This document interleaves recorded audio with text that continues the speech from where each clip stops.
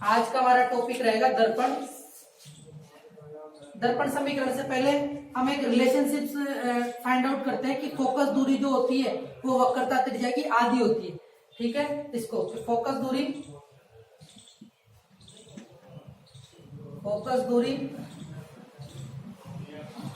वक्रता त्रिज्या की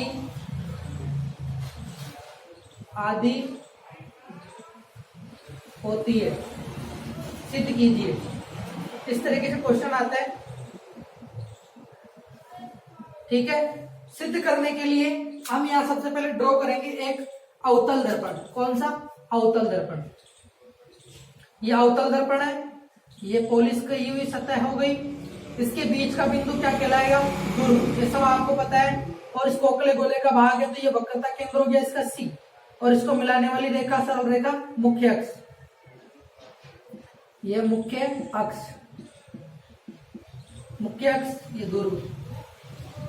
हम फोकस दूरी का सिंबल क्या होता है? स्मॉल f, और वक्रता त्रिज्या का r। तो ये रिलेशनशिप्स क्या है? हमें सिद्ध करना है कि r जो है वो क्या है? फोकस दूरी f जो है वो क्या है? वक्रता त्रिज्या की आधी, r/2। ये सिद्ध करना है। इस सिद्ध करने के लिए हमें इस किरणारे की आवश्यकता पड़ेगी। तो यहां से मैं कहता हूं कि एक मुख्य अक्ष के समांतर प्रकाश की किरण आ रही है। इसके समांतर, मुख्य अक्ष के समांतर, ये मुख्य अक्ष के समांतर प्रकाश की किरण आई। ये किसी एक बिंदु M मान लेते हैं। इस बिंदु M पर क्या कर रही है?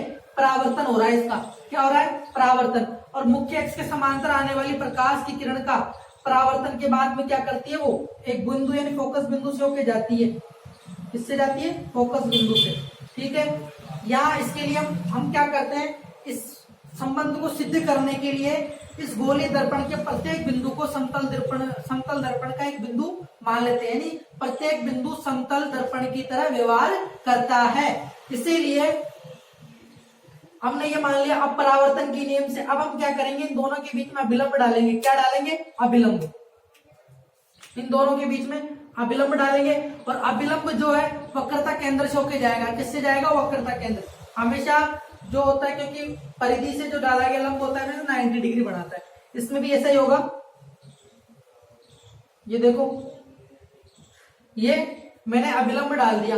ठीक है, यहां लिख देता हूं ये कौन सी किरण है? आपतित किरण। यह है आपतित किरण। और ये कौन सी है? परावर्तित किरण। ये परावर्तित किरण है। अब आपको पता होगा जब अपने परावर्तन का नियम पढ़ा था कि आपतित किरण ये और ये परावर्तित किरण, इनके बीच में अभिलंब और आपतित किरण के बीच कोण आई, आपतन कोण होता है। परावर्तित किरण और अभिलंब के बीच कोण आर होता है। इसी तरीके से यहाँ पर भी ये शो करेंगे। हम क्या शो करेंगे इसके अंदर? कि आपतित किरण और अभिलंब के बीच जो ये कोण बन रहा है इसको बोलेंगे हम आपतन कोण, और परावर्तित किरण और अभिलंब के बीच बनेगा जो कोण उसको क्या बोलेंगे? परावर्तन कोण। ठीक है, यहां तक समझ में आया होगा? ओके, अब इनके बीच में हम कुछ ज्यामिति के नियम लगाएंगे, ज्यामिति के नियम, जिससे इसको हम सिद्ध करेंगे कि जो f होता है वो r/2 के होता है। यहाँ ध्यान रखना, हमने जो टर्म्स पढ़ी थी गोलीय दर्पण से संबंधित राशियां, जिसमें पढ़ा था कि ध्रुव फोकस दूरी के बीच, ध्रुव और फोकस बिंदु के बीच की दूरी को हम क्या बोलते हैं? फोकस दूरी f। और ध्रुव और वक्रता केंद्र के बीच की दूरी को हम वक्रता त्रिज्या, जिसको कैपिटल R से डिनोट करते हैं। यहां तक समझ में आया होगा?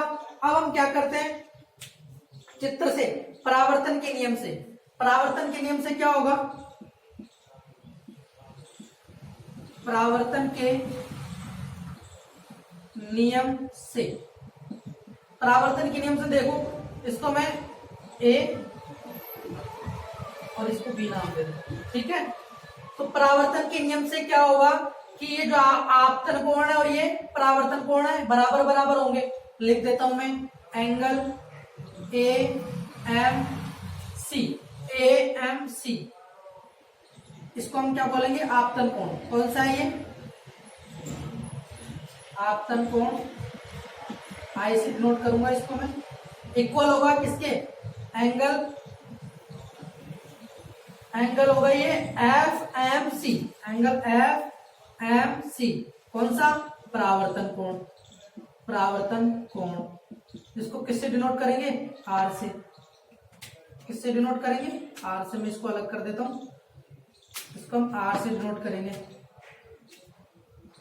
यानी अगर लिखूं इसको क्या लिख सकता हूं? एंगल आई बराबर होगा एंगल आर के। यहां तक समझ में आया होगा।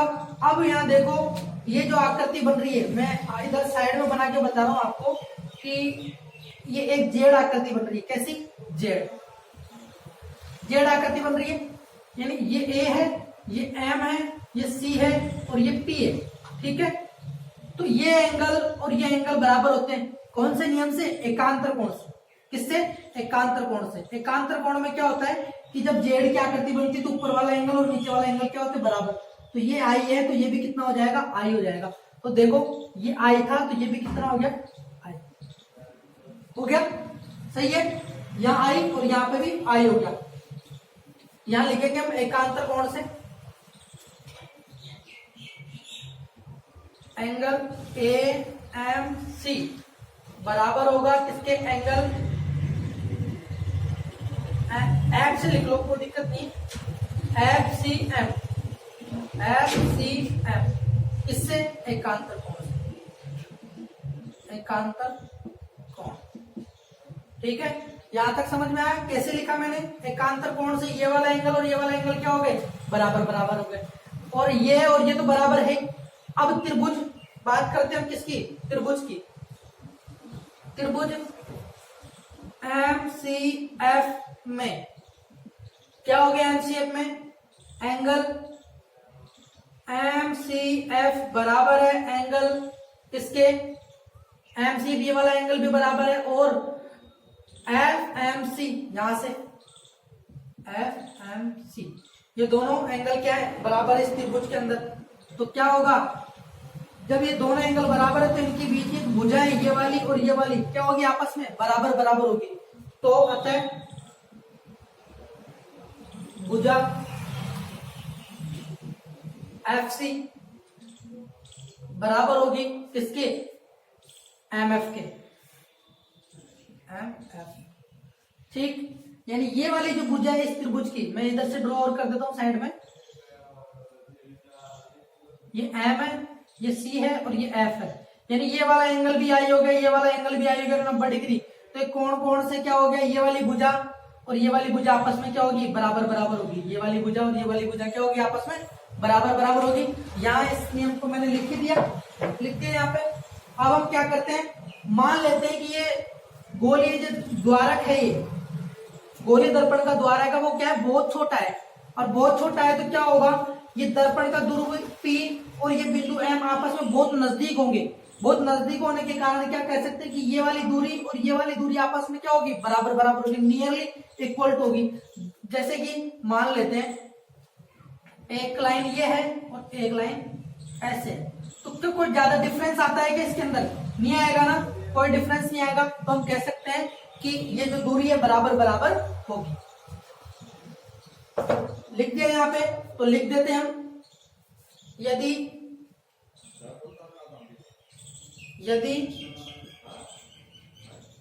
दर्पण का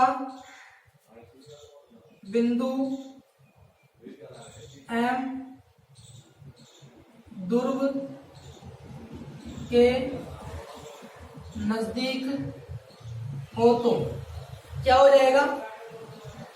जो MF दूरी है, MF दूरी है वो बराबर हो जाएगी किसके? FP के। ठीक है, FP के। मैं अभी इधर लिखूंगा इसको।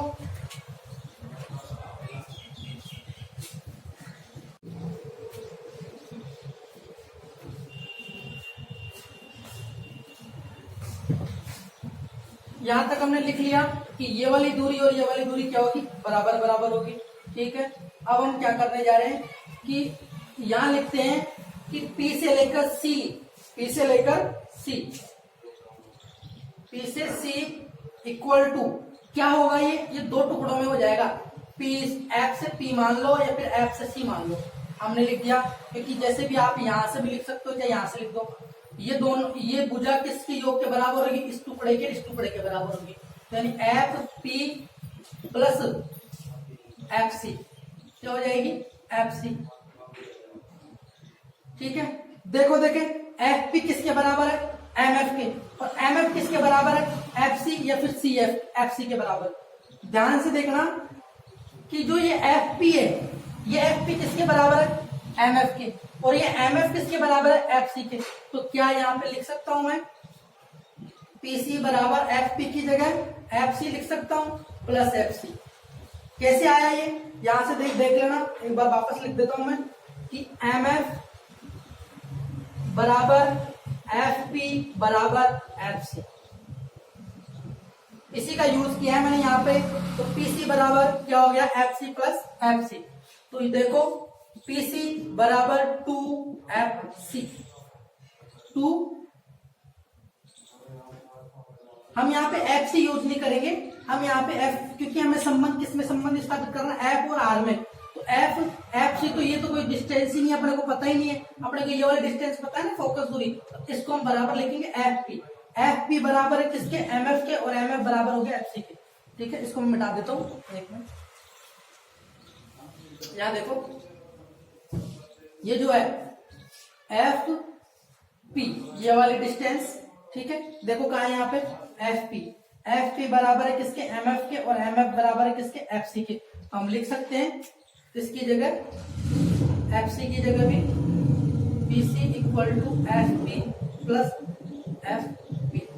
तो पी सी बराबर क्या हो जाएगा, 2FP। ठीक, पीसी ध्रुव से वक्रता केंद्र की बीच की दूरी को हम क्या लिखते हैं, आर ट्वाइस, और ध्रुव से फोकस बिंदु के बीच की दूरी को क्या लिखते हैं, एफ। तो ये देखो ये सिद्ध हो गया, होगा नहीं हुआ कि वक्रता त्रिज्या दोगुनी हो गई किसकी, फोकस दूरी की। और अगर हम कहें कि फोकस दूरी, तो एफ बराबर क्या हो जाएगा, आर डिवाइडेड बाई 2। ये देखो, तो ये रिलेशनशिप्स पे न्यूमेरिकल भी आते हैं छोटे मोटे, तो ध्यान रखना है आपको, आगे भी यूज करेंगे। और हम वक्रता त्रिज्या आर को कभी 2FP लिख देते हैं, क्या लिख देते हैं, 2F, क्योंकि ये फोकस बिंदु का फर्स्ट बिंदु है और ये दूसरा हो गया, क्योंकि इनके बीच में बराबर बराबर दूरी आती है। यहां तक आपको समझ में आएगा, एक बार वापस से रिकॉल कर देता हूं। ठीक है, हम करने क्या जा रहे हैं, यहाँ पे फोकस दूरी और वक्रता त्रिज्या में एक संबंध स्थापित करने जा रहे हैं। वो संबंध क्या होता है कि फोकस दूरी जो होती है वो वक्रता त्रिज्या की क्या होती है, आधी होती है। इसको हम डिराइव करने के, सिद्ध करने के लिए एक रे डायग्राम, किरण आरेख बनाते हैं। यह अवतल दर्पण है, और ये गोल, ये इसका द्वारक क्या है, बहुत छोटा है। कैसा है, द्वारक बहुत छोटा है। और हम क्या करते हैं कि इस दर्पण के प्रत्येक बिंदु को समतल दर्पण मान लेते हैं। तो यहाँ से आप प्रकाश की किरण आती है, परावर्तन के बाद में फोकस बिंदु से होकर जाती है। ठीक है, फिर हमने क्या किया, इनके बीच में अभिलंब डाला, ये अवतल कोण, ये परावर्तन कोण, ये बन गया। इसके बाद में हमने परावर्तन के नियम का यूज किया, तो ये और ये एंगल क्या हो गए, बराबर बराबर हो गए। फिर हमने एकांतर कोण यूज किया, ये एंगल और ये एंगल आई और आई, ये भी बराबर हो गया। फिर अब ध्यान से देखो, इस त्रिभुज के अंदर, MCF त्रिभुज के अंदर क्या हो गया, ये भी आई है, ये भी आई है। यानी अगर किसी त्रिभुज के दो कोण बराबर बराबर हो जाते हैं तो क्या होता है कि उनकी जो भुजाएं होती, ये भुजा और ये भुजा क्या होगी, आपस में बराबर बराबर होगी। इसका यूज हमने किया है, ये यहाँ पे बराबर बराबर होगी। ठीक है, अतः दर्पण का बिंदु M ध्रुव के क्या होगा। फिर हमने कहा कि द्वारक के साइज छोटा है, तो ये बिंदु M जो है वो इसके बिल्कुल नजदीक है, तो हम कह सकते हैं ये वाली दूरी और ये वाली दूरी भी क्या होगी, बराबर बराबर होगी। यहां से लिख दिया इसी रिलेशनशिप को। फिर हमने लिखा चित्र से दूरबीन और यहाँ तक का दूरी, इसको हम R लिखेंगे, और दूर से फोकस की बीच की दूरी, इसको हम F लिखेंगे। इसको डिराइव किया इनका यूज करके। ठीक है, ये मैंने नोट डाउन कर दिया, इसको दोबारा से लिख दिया, पहले बारीक लिखे हुए तो मोटे लिख दिए, आप इसको स्क्रीनशॉट लेके अच्छे से लिख लेना। ठीक है, मैंने आज आपको पढ़ा दिया, इसके आगे कल पढ़ाएंगे। Okay, thank you class.